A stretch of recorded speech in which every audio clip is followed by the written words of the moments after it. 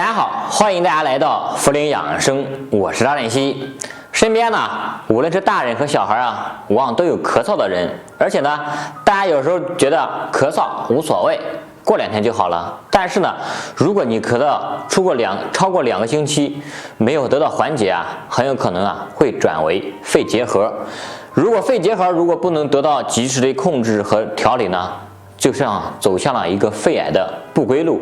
身边呢也有这样的例子，所以呢，如果是咳嗽，大家呀不要大意，平时呢要多注意管理好自己的身体健康。那咱今天呢就借助一个经络拍啊，教大家一个平时拍打养生的方法，以此呢来调理我们的咳嗽。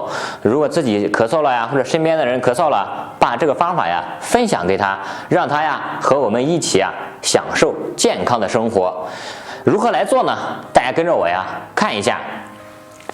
今天呀，咱用这个经络拍呀，要拍的呢就是我们这个背部。背部有3个穴位有调理我们咳嗽，效果很好。第一呢，就是我们的肺腧穴。肺腧穴啊，在我们第3胸椎棘突下，旁开1.5寸，也就是大约这个位置，就是我们这个手向后能够够到的位置。第二个呢，就是我们的大椎穴。大椎穴呢，是我们的第7颈椎下方凹陷处。我们这个就是晃头的时候，有一个大骨头不动了，然后它的下方就是。还有一个天宗穴。天宗穴啊，就在我们这个整个肩胛骨，大家看啊，这是整个肩胛骨这一大块骨头的正中央，天宗穴。所以我们拍打的时候呢，先拍打呀我们的肺腧穴，就这样拍。拍的时候呢，可以呀，它的速度大约呢是1分钟60下。这个经络拍立穴位的高度呢，可以保持在10到20厘米。因为拍的时候呢，这个经络拍本身有弹性，所以啊，它能很好的刺激这个穴位。这个肺腧穴呢，大约拍200下，紧接着拍我们的大椎穴，同样的也是200下。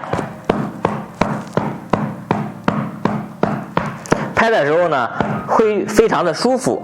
如果有些人呀，本身啊有富贵包的，也可以多拍。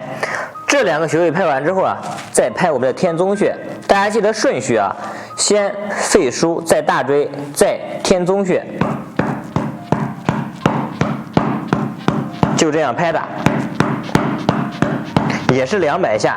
而且呢，我们呀身体两侧都要拍。大家呢不能偷懒，尤其是正在咳嗽的人，一定要爱惜自己的身体。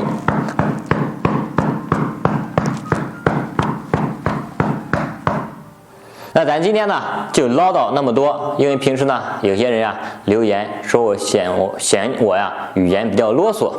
那大家如果有其他问题呢，可以给我多多留言或者私信，我会根据你的情况推荐一个适合你自己的养生方法。谢谢大家。